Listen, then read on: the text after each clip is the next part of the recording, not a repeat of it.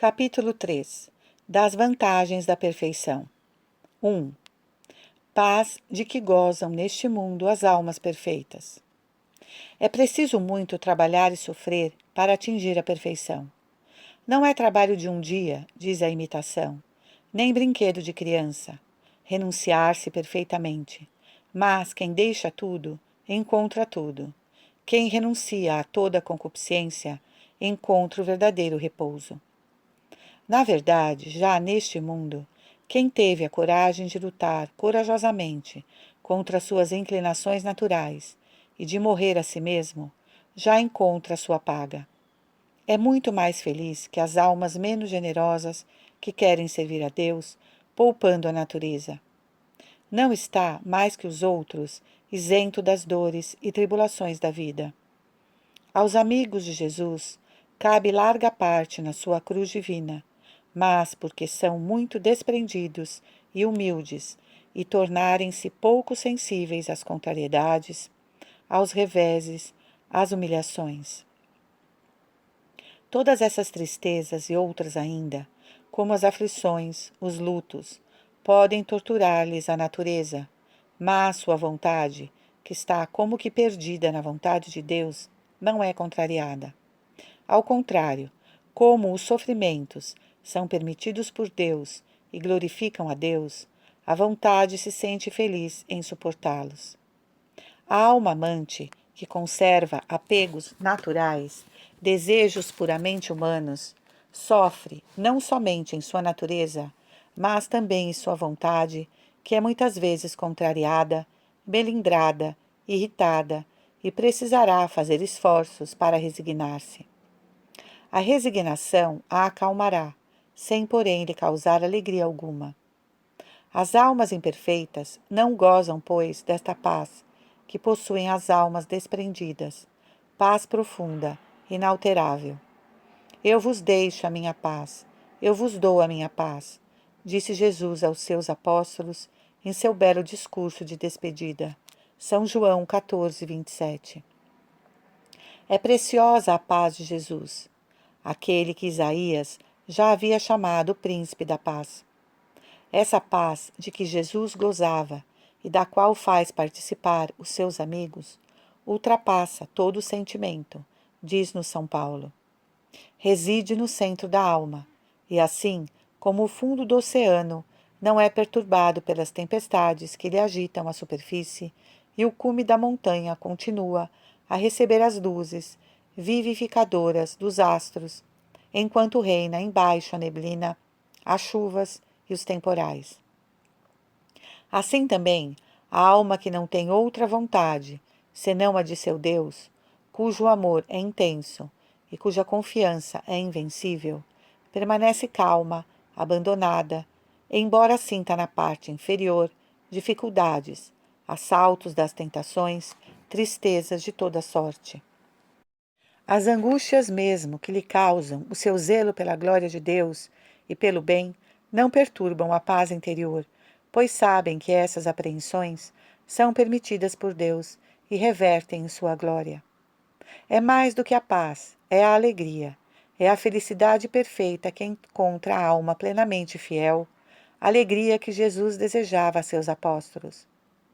Eu vos disse essas coisas, permanecei no meu amor, observai os meus mandamentos, a fim de que a vossa alegria seja perfeita. São João 15, 11.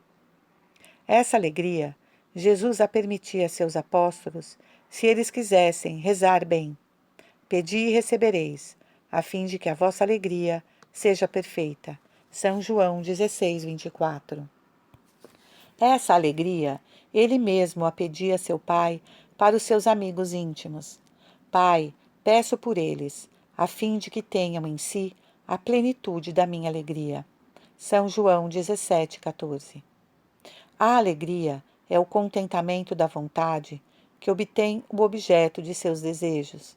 A alegria é o amor satisfeito. A alma perfeita tem desejos muito ardentes e muito santos. Tem um amor muito puro. Suspira pela glória de Deus e ama intensamente a vontade de Deus, sempre sábia, boa e paternal.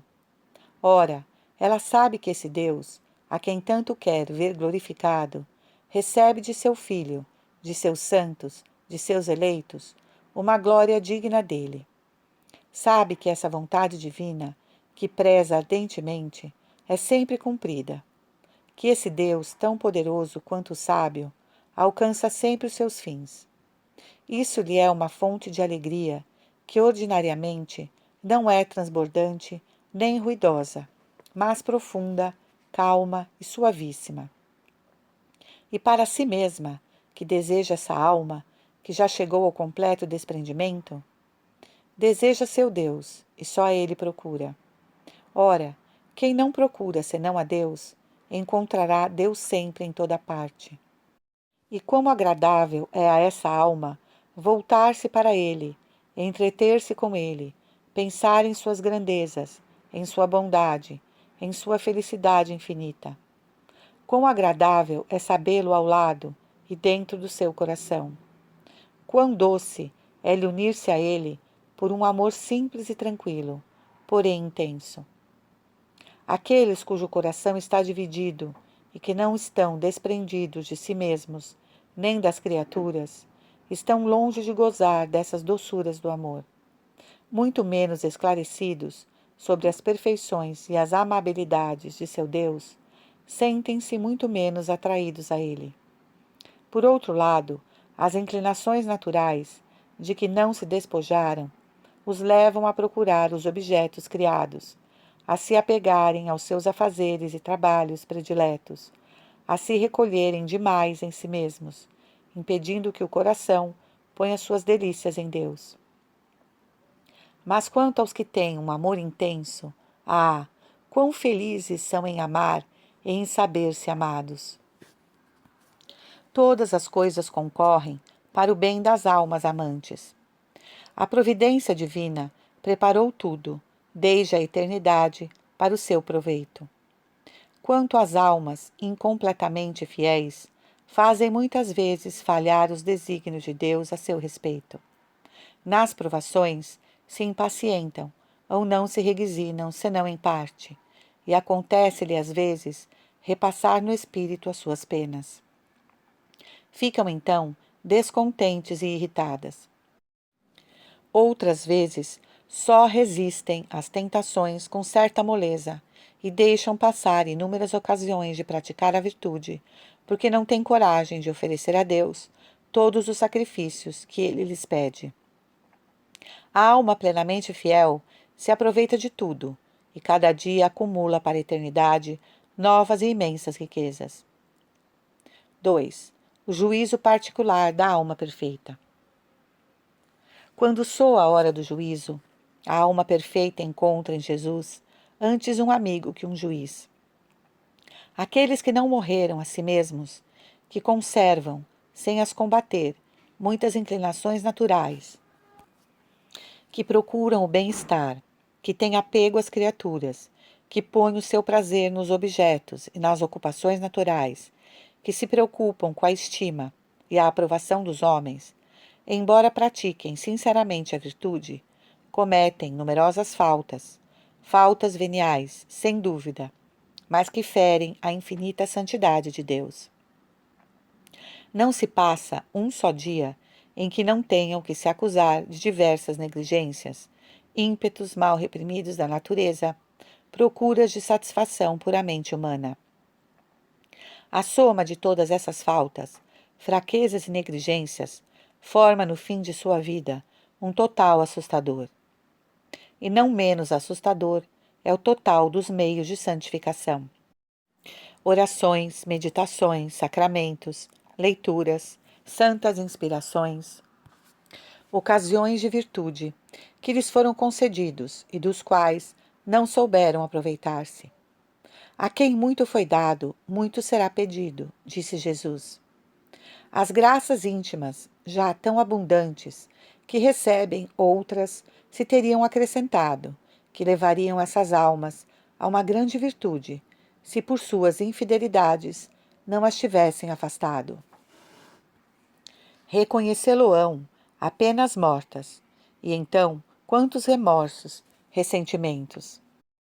Para reparar todos os seus pecados, todos os abusos da graça, esses cristãos, pouco generosos na prática da mortificação, terão feito muito pouca penitência, e embora as provações pelas quais tiverem passado os purificaram um pouco, no entanto, por terem sido aceitas com um amor demasiadamente fraco, terão perdido muito do seu valor real.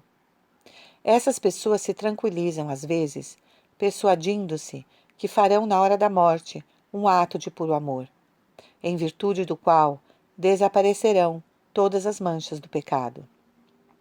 Existem, por certo, atos de amor de grande mérito, como aqueles que fazem os santos. O poder purificador desses atos heróicos seria o bastante para pagar as dívidas de numerosos pecados, mas só as almas verdadeiramente santas produzem semelhantes atos. Os atos de puro amor são, com efeito, de valor muito diferente, conforme as disposições íntimas daqueles que o fazem. São Pedro parece ter feito um ato de puro amor quando declarou a Jesus que estava pronto a morrer por ele. Fez outro com mais calma, mas também com maior generosidade, quando se deixou conduzir à morte pelos esbirros de Nero, e nessa última circunstância, seu amor teve um valor bem diverso. Para que um ato de amor tenha um grande mérito, não basta que se diga sinceramente: meu Deus, eu vos amo de todo o meu coração, porque sois infinitamente bom e infinitamente amável. Este é realmente o amor puro, mas esse amor puro, até onde vai na vontade daquele que o formula? Que sacrifícios estará disposto a fazer? Até onde quererá ir no caminho da imolação, na aceitação dos sofrimentos? Com que ardor abraçará as cruzes pela glória de seu Deus? E mesmo que, nesse momento, suas disposições sejam desinteressadas, de grande dedicação, qual será a parte da vontade e da imaginação? Qual será a intensidade, a firmeza, a profundeza dessas disposições? Só o Senhor o sabe. Só Ele pode pesar o valor purificador desses atos.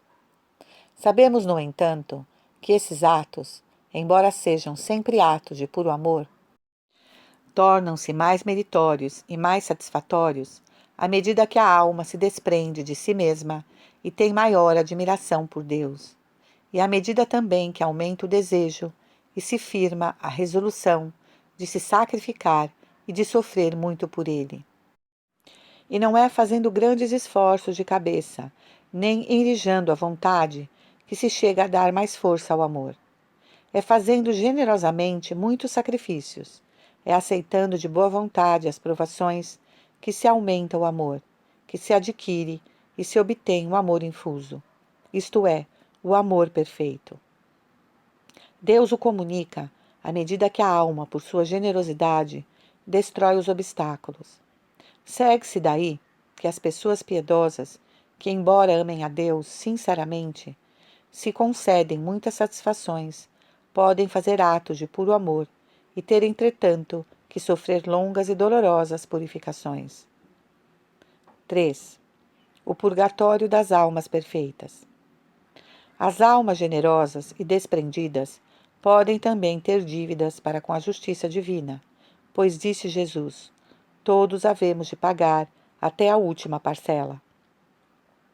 Se nosso Senhor faz passar os seus amigos por sofrimentos que acabem de purificá-los, fá-lo constrangido, e não deixará de conceder a essas almas tão queridas consolações que lhes suavizem as penas. Moisés havia pecado. Sua falta não era, por certo, uma falta mortal. O Senhor castigou-o, entretanto, rigorosamente, condenando-o a não entrar na terra prometida, que era, havia 40 anos, o objeto de seus desejos. Moisés, segundo nos conta, pediu perdão, mas o Senhor, em vez de lhe o conceder, irritou-se e disse-lhe: basta, nunca mais me fales nisso. Deuteronômios 3, 23, 26. Quando chegou, porém, para esse servo, esse santo amigo de Deus, o momento de pagar o seu tributo à morte, Javé o fez subir ao cume do monte Nebo, e de lá lhe fez ver todo o país, tanto a leste do Jordão, como a oeste desse rio. Toda a região, de Canaã até ao mar, de Galaade até Dan, e da terra de Neftali até a de Judá. Deus aumentou então, por um grande milagre, o poder visual de Moisés, a fim de que pudesse avistar todo aquele país e apreciar-lhe a beleza. Mais de 600.000 israelitas haviam sido condenados a não entrar na terra prometida. Para nenhum deles fez Javé semelhante milagre. Deus, porém, para seus amigos, envolve as severidades de sua justiça nos favores de sua misericórdia, e mesmo ao castigá-los, os consola e deleita. E isso nos faz crer que no purgatório as almas generosas receberão consolações. Nosso Senhor pode, por exemplo, mostrar-lhes imediatamente o quanto a sua generosidade lhe agradou, quão fecunda foi para os outros e quão proveitosa lhe será eternamente.